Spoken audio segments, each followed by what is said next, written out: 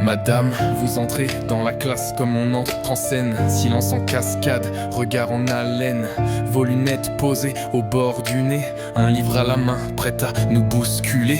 On disait de vous que vous étiez d'un autre temps, que votre règle sur la table claquait comme le vent, que vos dictées sentaient la craie et l'encre noire. Mais moi, j'y ai vu un passage, un espoir. Vous m'avez appris que les mots sont des armes, que chaque phrase bien placée peut soulever une larme, que la syntaxe c'est une armure, la grammaire une clé, et que les poètes sont des guerriers d'idées. Madame, dans vos silences, il y avait des leçons.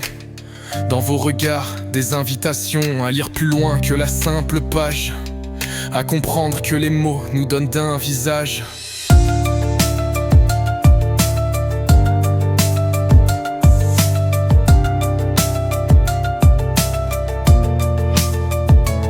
Je me souviens des alexandrins battant sous vos lèvres, de Rimbaud, de Hugo, de ces phrases qui s'élèvent. Vous disiez, apprenez, mais surtout ressentez.